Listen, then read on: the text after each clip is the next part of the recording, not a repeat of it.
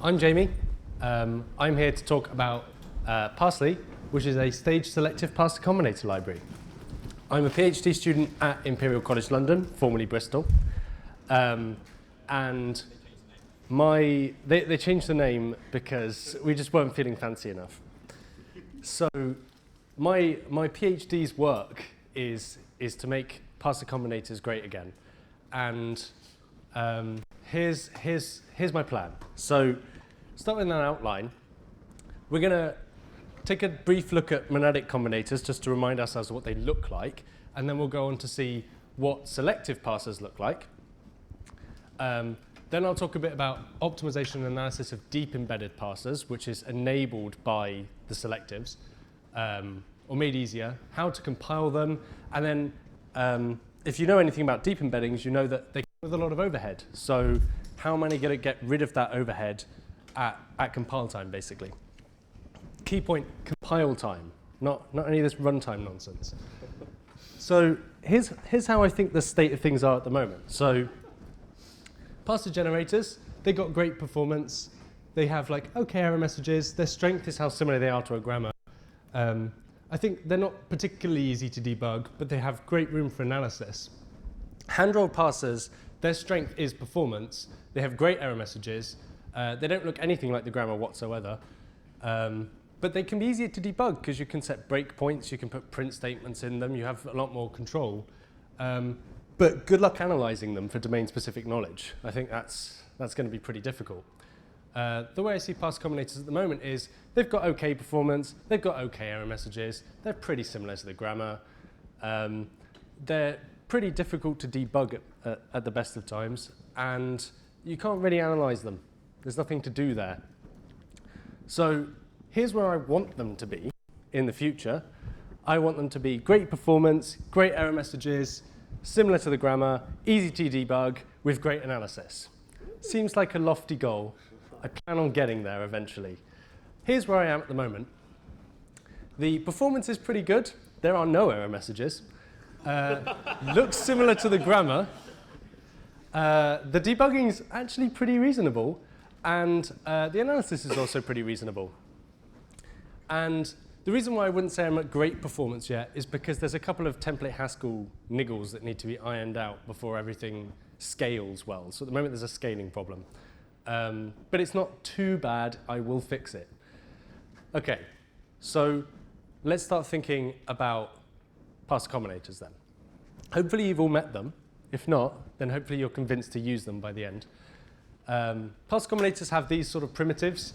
So we have a combinator that says, I can read characters, and as long as it matches some predicate, I'll be happy and I'll return it to you. And we can use that to write item, which gives you any character at all. It's just the predicate satisfies const true. It's always true. And typically you have stuff like try and cut. They're used to do backtracking. You either have one or the other. One's like commit to this route. It's the prologue version, cut. On try is like, I allow you to backtrack for this branch. And you'll have negative look ahead and positive look ahead and things. So those are the primitives, but we don't really get any much further without some proper combinators. So hopefully you're all familiar with functors, applicatives, and alternatives. They form the backbone of a parser combinator library. The functor allows you to change the result of a parser once you've already executed it. Applicatives allow you to combine the results, and alternatives allow you to take different branches. So that's all well and good. And the key thing is, with parser combinator libraries, is that you want to use regular Haskell functions to build your grammars. So with parser generators, you generate a parser from a grammar. With parser combinators, you also build the grammar with the high-level language. So that's its strength, essentially. So for instance, here's the journey to defining string. It's my favorite definition of string, and it just says that we'll traverse with the character function, and character matches a specific character as a parser. And in turn, you build traverse out of sequence and map. Map is a higher order function in Haskell, so we're already getting somewhere. And sequence itself is defined with fold. So we've actually got quite a lot of power that we've just built out of nowhere here. But there's nothing new yet. So let's just see an example just to get just to get comfortable with what little things we can do. Here are some regular expressions. They are not particularly exciting. A non-zero digit is just one of the digits, 1 through 9, nothing special there. If I want an actual digit, I say it's either the character 0 or it's a non-zero thing. And I can make natural numbers by reading a non-zero character, reading 0 or more digits, and then reading that list of characters to get a number out the other end. Similarly, an identifier, I read an alphabetical character followed by many alphanumeric characters. So this is all well and good.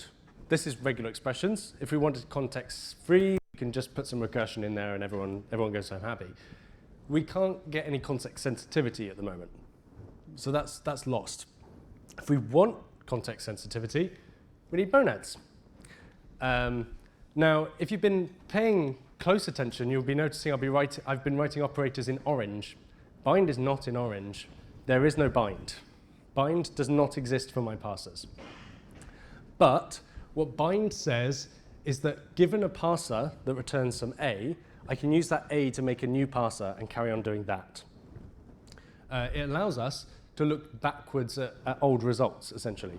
So here's satisfy, defined the other way round, which is to say you read an item, you get it out, it's called C, and then we say, unfortunately you can't see if then else, but it's there.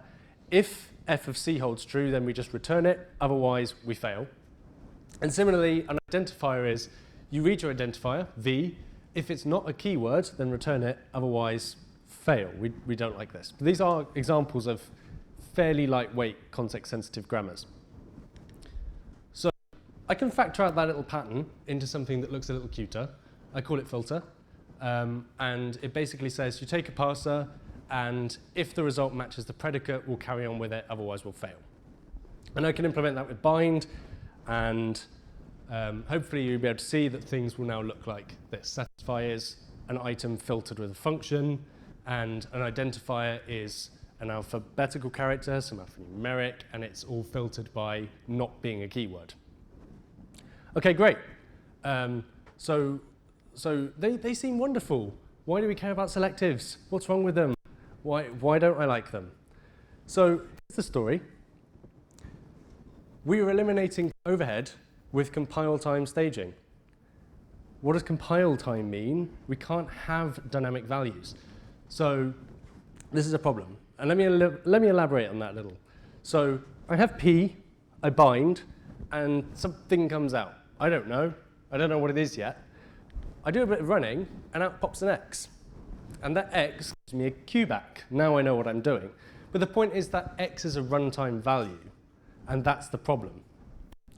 And that X then may go on to do other things as it goes through. So I can compile P.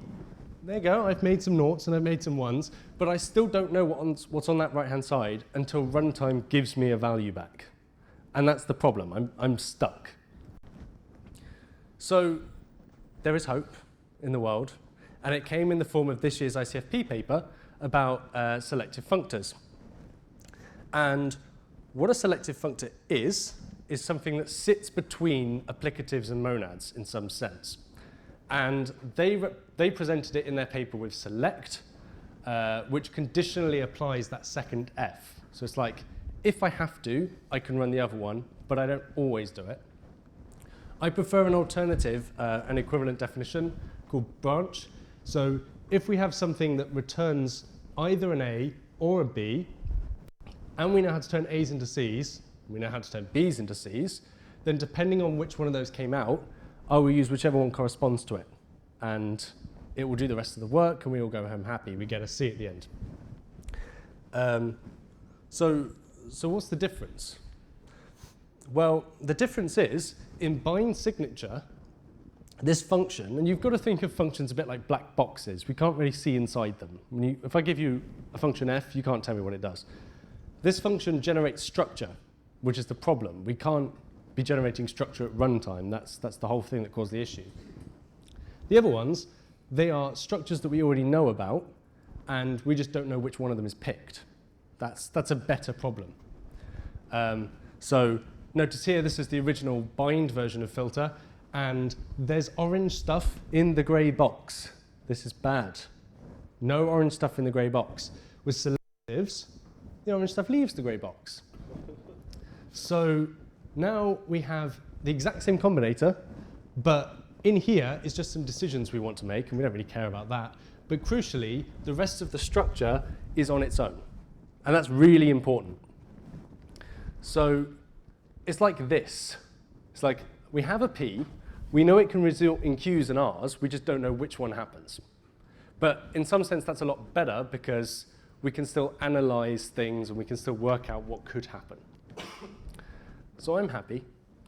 And you might be like, OK, well, what can't they do? We've solved a problem. Surely it's got to have a limitation. And the answer is, they can't implement join, which is where you take a parser that returns a parser and flatten it. And it can't persist results. So earlier we saw that that X that came out of P could be used again and again and again later down the line. Selectives can't do that. And the other thing they can do is they can't use join. They can emulate bind in, hopefully you might be able to imagine how they can emulate bind. If you wanted to emulate bind and you knew there was a fixed number of things in the universe, you could say, right, if it's 1, do this. If it's 2, do this. And enumerate every single possible thing that could ever come out, all in a long line. That's exactly what the selectives do when they try and replicate bind. The problem is that parsers aren't enumerable. We can't just count through all the parsers ever. So they can't do that. And you might be wondering, well, OK, that's a bit crap. Is there any way of getting the power back? And I'd say, yes, there is, but it's future work.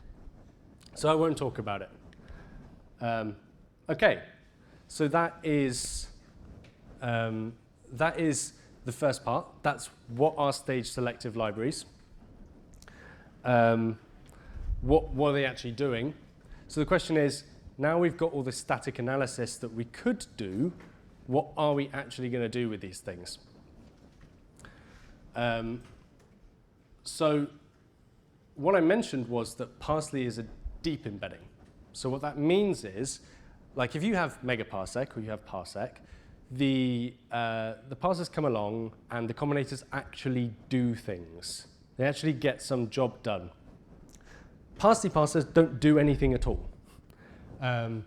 All a Parsley parser does is gives you back a tree. So here's a data type. You can see it roughly corresponds to a few constructors for every combinator that we've seen so far. And they map together just like you'd expect. When I call pure, all I get is pure back. And when I call app, I just get app back. Nothing really interesting there. But that means that all the parsers you give me, I get as trees. And I can do as many things as I like with my trees. I can use them again and again and again and not lose that structure. So there's two things I can do with them. I can analyze them, and I can optimize them. And eventually, I'll compile them into something else, something that's actually usable, or I can interpret them. So I'll discuss optimizations first. So hopefully you know that in order to be a functor, an applicative, a selective, a monad, you have to actually adhere to some laws. You can't just write a definition and hope for the best. You've actually got to go and prove that that thing does what it says on the tin. And it turns out that these laws often serve as optimizations in one direction. So they might establish a normal form, or they might actually make something smaller. So I'll show an example. Here are the applicative laws. And for fun, I've also propped a selective law down there that talks about filter fusion. So if we have two filters in a row, we could just combine them. That's something that seems like it'd be relatively sensible to do. So the three applicative laws here, one is saying, if I have two pure things next to each other, I can squash them together. And I just have one thing, no more operation. The associativity says, I can always remove some brackets on the right-hand side. I just have to introduce some composition to do it. And interchange says, if I have a known argument to a function, I can turn it on its head and apply it to whatever came out of the function. And on their own, I think associativity and interchange, it doesn't really seem like they do much. But I'll show you an example. So here's a small parser, or I guess any applicative thing. It's not particularly exciting. F maps a function f on some p and applies it to the result of f mapping a g on q. And what I'm going to do is I'm just going to start prodding at it with some laws and see what happens. So I can take the definition of fmap, where fmap is defined as pure f apt onto a parser, or any value, I should say. And now I maybe notice, ooh, there's some brackets there. I'm not particularly fond of those. So I can get rid of the brackets. And now I'm left with something that's a bit bigger. I'm like, I still don't like this bracket here, so let me just get rid of it again. And it's getting longer and longer and longer, but that's OK, because now I've got pures next to pures, and pures next to pures. So I can crush them. And now I've got one pure, and I'm still left with this stuff. So at this point, I want to kind of move that over there, so I can. And again, when I've got some brackets, get rid of the brackets, associate it again. Oh, look, crush some stuff down. And I've made it to the end. So let me show you where we got to. The two F maps have been ripped out and pushed in front. So now it's saying there's now a function that takes the x and the y out of p and q and applies f to the first one, g to the second one, and puts them together. So that's quite interesting. And it turns out that all the F maps and all the pures in a single stretch of computation can be combined. And the normalization and the homomorphism will do that. So at the end, there will be a single pure and a single F map. And why is that better? Because now I don't have to do anything. Additionally, GHC can optimize the bits that have been pushed together. So it will do its work to get rid of like the composition and all the other things that will disappear. It's quite nice. So the actual implementation of this in the deep embedding is pretty straightforward. We have our AST, and we pattern match on it. And if it looks like it has the right shape, like a pure on one side and a pure on the other with an app, I can just put them together and do whatever comes next on the other side. And you can see that there's sometimes an iterative procedure here, right? We optimize with the associativity, and then we say, optimize that again. Because it might be that now it's been normalized, there's a new optimization opportunity behind it. So it's relatively straightforward. You walk through the tree, you keep reassociating and doing all sorts of things. There's loads and loads and loads and loads of laws. There's like 50 or so. And it does a pretty good job. And an interesting consequence is actually string optimization. So earlier on, we said that string was defined as traversing the character function. And if we take an example of this, like the string ABC, if I just unwind that definition out to its longest form, I get something quite horrible that looks like read something that equals an A and return A. Then add that onto the front of reading something that looks like a B and return B. And then put that on the front of something that reads a C and returns C, and put that all onto the empty list. And the good news is that when you go through that applicative fusion process with all the normalization and folding, that pops out. And that just says, read the A, read the B, read the C, and return the string ABC. So the actual act of building that string here and there and there and the empty list has all been pushed together into a single string. And that's actually what will pop out the other side. So I think that's actually a big win, because now I can, with Parsley at least, I can write my parsers the way I want to, and the optimizations will take me most of the way to getting it in the form that maybe it should have been written in. And I like to contrast at this point with megaparsec and attoparsec. They say in their documentation for how they're all fast that you need to know when to use some special combinators. If you've ever used attoparsec or megaparsec, you might be familiar with take while p or other funny sounding combinators. They are very specialized to take chunks of characters and process them really quickly. It turns out that Parsley doesn't need these. The actual underlying machinery does that work for you. So you can just carry on. In fact, I found that the most naive way of doing anything tends to be the best, which is, to me at least, quite pleasing. So you might have spotted there's a problem here, which is recursion. So here's the definition of many, not the one that maybe you're familiar with because it's not the mutually recursive version, but many p, which is 0 or more, is read a p, add it onto the front of reading more of them, or if it went wrong, just return the empty list. That's fine. And my question is, how big is many p? Well, it's infinite. This is an infinite tree, and that's a huge problem. What do we do about this? Well, the first step is you can pop a let binding in. So now we have Go is defined in terms of Go, and the way that Haskell works is that this is actually not tied. So this will be a single reference in memory that's now a tree that leaps back to itself. So this is now a finite tree when we call many p. And the good news is that you can actually use stable names in Haskell to give names to things, and if you encounter them again, it will have the same name. It's like having the idea of a pointer in something like Java. So you can walk down these trees, giving them all names, and when you see the same name twice, you say, oh, cool, I found recursion. So I can notify the tree about that so it won't walk into it. The recursion is still there, but you can actually see where the points are. And this just means adding a let binding node into the AST. So it turns out you can find normal let bindings with this as well. That's useful for preventing code blow up. So nasty I/O part out of the way, because that does require I/O. We're now in a position where we can actually do optimization, not explode, and we can now start thinking about analysis.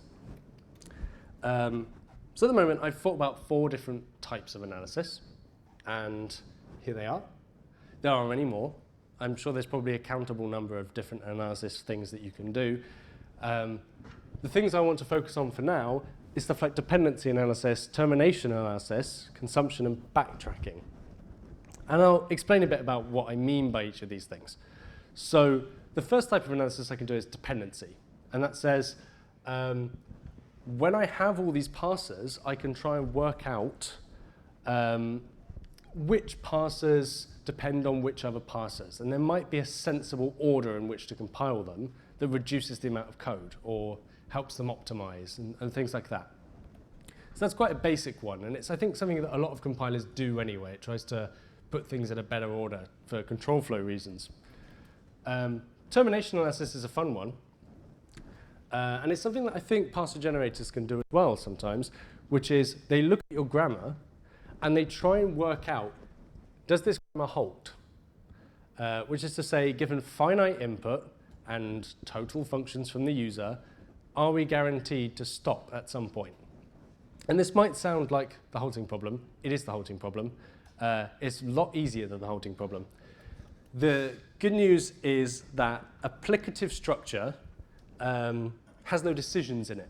So that's always decidable whether it halts or not. You can just walk down, that's fine.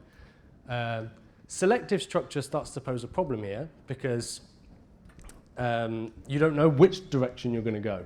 So, so the general idea behind this is you walk down the tree, and if you find a recursion point and there's no characters read before you hit that, it's clearly left recursive. This is just going to carry on going down and down and down forever. If you do find a character that's read, you're fine. It must do something. The problem with selectives is you have that branch, and you have the 2 conditions, or the two possible paths. If one of them doesn't have any characters in it, and so could be something that's left recursive, you can't tell if the condition of the selective consumes input for that branch or the other branch. There's no way of finding out which way it's going to go. So as Andrej said yesterday in his talk, when you have selectives, it's often you have to over-approximate.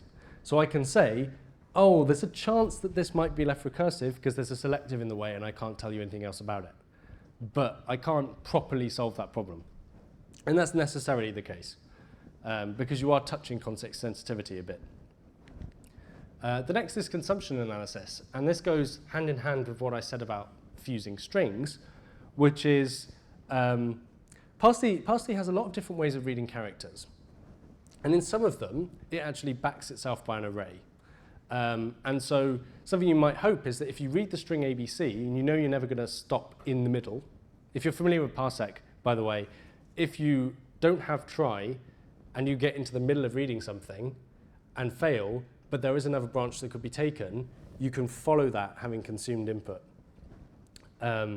So if you can identify that doesn't happen, then I can say something like, is there 3 characters for me to read? Yes. Then I can try and read ABC. If there isn't 3 characters, why am I even bothering? I'm never going to get to the end of this thing. So that's quite useful. It can actually factor out a lot of the length checks. And this can be made a lot better. At the moment, it works quite well. It is quite useful.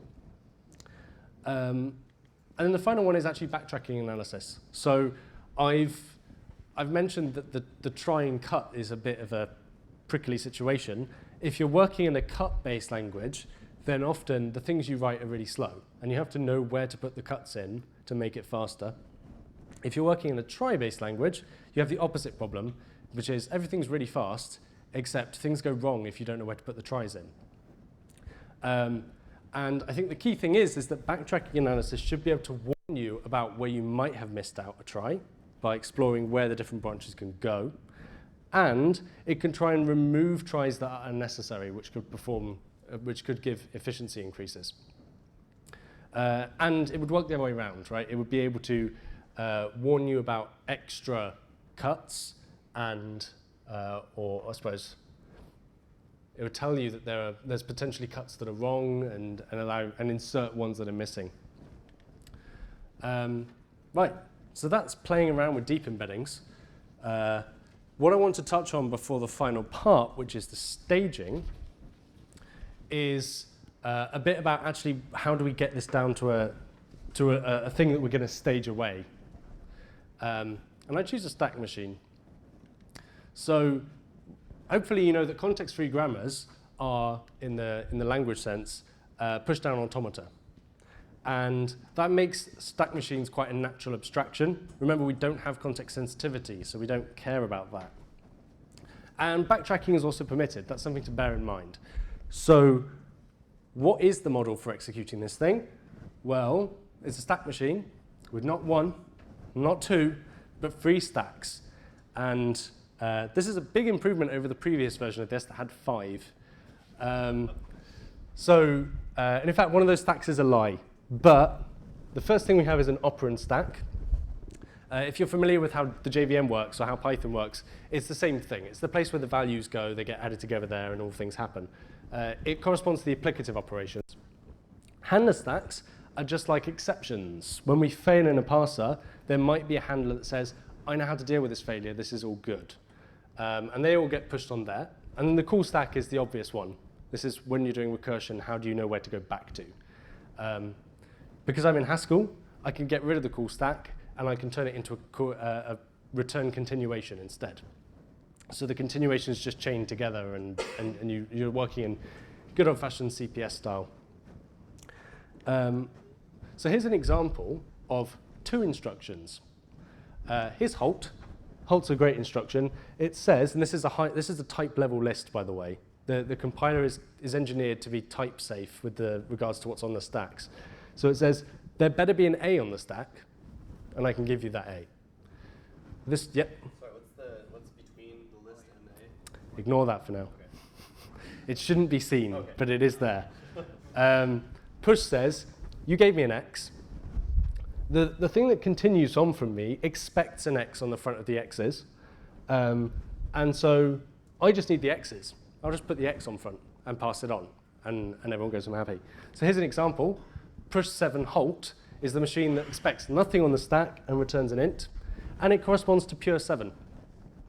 So pure and push are heavily related, and I can keep adding instructions. There's pop, which does the opposite thing. It says if the continuation just needs x's, I can take an element off, and lift says whatever I do next requires a z, so I can use a y and an x and a function to put them all together. So here's what p then q would look like. You do p, you pop it, you do q. And here's what the other way around looks like. You do P, you do Q, and then you pop it. It's pretty simplistic. But the good news is it's all type safe. Like, these things don't go together unless the stacks actually work out. And I can keep adding more things. There's the selective case, and so on and so on and so on. Potentially an interesting side note is that OR maps to fork and commit, which do things with the failure handlers. So fork says, by the way, if this goes wrong, you can go to Q. And this says, P succeeded, so we're committing to this branch. This isn't going backwards. The only other unanswered question is, what about recursion? Recursion is always the, what about recursion? In this case, there are 3 instructions, call, return, and jump. So call, so here's the bit that got missing earlier, is this R. So R says, what is the current return value that we're working with? So when we're halting, the idea is there's no more returns. It's void. Like the actual answer is going to come out now. But what return says is that if the return value matches the thing I've got in the stack, I can pass that on to the continuation. And this is essentially the continuation that would be loaded on. And this continuation might go on to do another R, and so there must be another R there. And jump just says that if I have a call where what I do next is return, that sounds an awful lot like tail call optimization. So indeed, jump is tail call optimization. Yep. No, this mu represents where recursion points happen, so it's the name of a recursion. So it's the actual identifier that I give them. And the reason for that is there's a map that gets carried around. It's a dependent map, and it takes mus of type A to machines that require a continuation of A. So it's like when you do a call, you go and fetch the correct machine from that map, and you go to it. It's not too important how it works, but the point is that it is there, and there is tail call optimization, which is kind of fun. So all this leads up to the big problem, the elephant in the room, is there's a lot of overhead. Deep embeddings equal overhead, and overhead is bad. So what's the problem? Well, we have to interpret a deep embedding, right? We have to write some function that folds it or does some evaluation with pattern matching. The problem is that the pattern matching takes time. So in an ideal world, we don't do the pattern matching. And that's what staging is going to do for us. So here is a data type called machine state. This might be what gets fed into the stack machine. It has some input.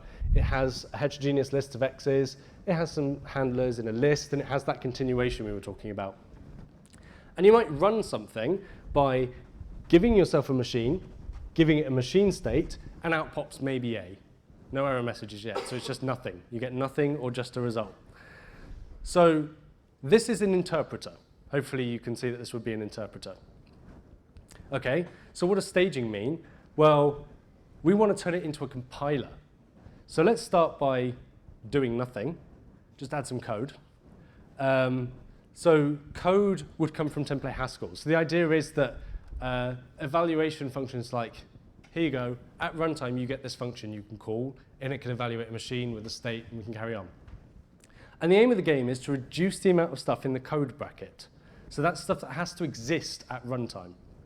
So first thing I can do, shift it along a bit. What do we know about a parser? Well, we know its structure. The user wrote it down, GHC can see it, therefore we can see it. So the parser itself is static knowledge. It's not dynamic. The structure is all known. Hey, we got rid of monads. We're allowed to do that. So at the moment, I have a statically known machine. So now, automatically, once you fix everything else up, of course, this is template Haskell. It's not that straightforward. There's no more deep embedding overhead. It's gone. No more pattern matching. You get the machine that corresponded to that thing. Well, we could go further. Why do we have a machine state existing at runtime? Push it in. Now, what the core would see is a function that takes a string, a list, another list, a continuation, and returns maybe A. There's no need for machine state to exist at runtime. Now it's just a convenient placeholder for us. Okay? So no more machine state. No more pattern matching. Could we go any further? Yes. Yes is always the answer. The only thing that we can't get rid of is the string. The string is the only actual runtime information we have. We don't know at compile time what the user is going to provide to the parser. If we did, it would be a very boring exercise. We just stage it all away, GHC would pump out the right answer. But what we do know is, based on the instructions we were executing, we know what the shape of this stack is. I mean, we clearly did because we gave it a type. So, OK, get rid of that too. So now, the H list is something that only exists at compile time. The values, if you look at the core, just magically appear in the right place. It's quite wonderful, really. So now, we're just saying that there is some code of each thing in the stack that's available to us at any point. Now, when we pop it, we just throw away some code. When we push it, we just push on some code. When we apply, we take two things, we quote them, we splice them, we do all the magic. But the point is, in the end result, there's just stuff left. And so it's quite cool. And so you could take this further. You could try and get rid of the list of handlers. Could they go into the right places? If you were thinking about error messages, which evidently I'm not, you might imagine that maybe the error messages don't need to be generated dynamically. So I think megaparsec has a bit of a space leak where it's constantly building up all the error messages that you'll ever need and throwing them away every now and then. Isn't the error message static information? When someone writes a parser by hand, they're going to write the error messages in at every failure point. I can do that too. I'll just stage them away. So it's quite a powerful concept. And getting rid of monads allowed us to get there. So here's what it might actually look like. Here's a number parser that we saw earlier. If you were to open up the core, that's what you might see. There is no mention of any combinators in there, no instructions, no stacks. I see nothing but a continuation, a difference list. Yes, Parsley does that. And just some tail recursive functions. And I think that's really, really cool. So that's the sort of level that we're getting to at the moment. Obviously, there is a scaling problem. I'm working on it. So the question is, what's next? Well, I want other termination analysis. I want inline analysis. I want to fix the code explosion. I want to be able to link different parts of template Haskell code together without creating a monolithic beast. That'll help with the explosion. And I want to use staging to compile away the error messages. And so that's that. I will now call out for any questions and let my machine halt afterwards.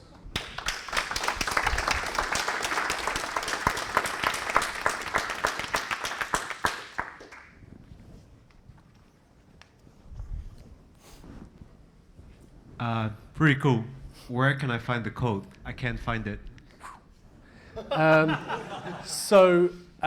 Is it public? It's about to be.